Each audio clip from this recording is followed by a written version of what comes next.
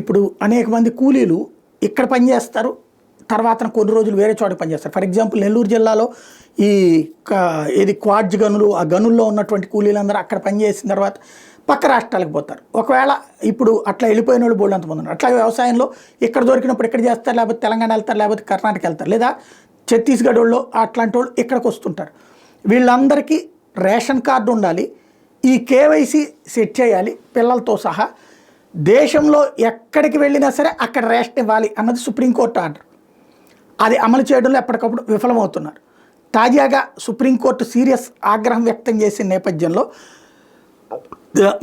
మన civil supplies డిపార్ట్మెంట్కి ఒక ఆర్డర్స్ ఇచ్చారు.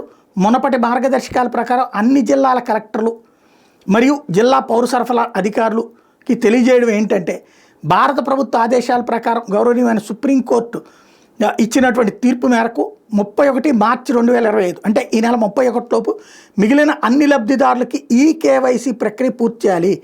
ఈ ప్రక్రియను 100% పూర్తి చేసేందుకు ఎఫ్పి షాప్ డీలర్ లాగిన్, తహసీల్దార్ లాగిన్, డిసిఎస్ఓ లాగిన్, కలెక్టర్ లాగిన్లలో ఈ కేవైసీ యూనిట్లు అందుబాటులో ఉంచబడ్డాయి. GSWS మొబైల్ యాప్ మరియు ఎఫ్పి షాపుల్లో ఈ పాస్ పరికరాల ద్వారా ఈ కేవైసీ అప్డేట్ చేసుకునే సదుపాయం కల్పించారు. అందువల్ల అన్ని జిల్లా కలెక్టర్లు మరియు జిల్లా పౌర సరఫరా అధికారులు, ఫీల్డ్ అధికారులకు తగిన సూచనలు జారీ చేయాలని కలెక్టర్ని ఆదేశిస్తున్నారు సివిల్ సప్లైస్ కమిషనరు. అశేషంగా ఉన్న లబ్ధిదారులు, అందులో 5 సంవత్సరాల్లో పిల్లలు మినహా మిగతా వాళ్ళందరూ GSWS మొబైల్ యాప్ లేదా ఈ పాస్ పరికరాల ద్వారా ఈ కేవైసీ ప్రక్రియను ఈ నెల 31 లోపు పూర్తి చేయాలని అడుగుతున్నారు. అలా చేయకపోతే కార్డుదారులకు భవిష్యత్తులో ఇబ్బందులు ఎదురయ్యే అవకాశం ఉంటుంది. ఇక్కడ అసలు ఇది ప్రచారం ఏమన్నా మనకు ఎవరికైనా తెలుసా?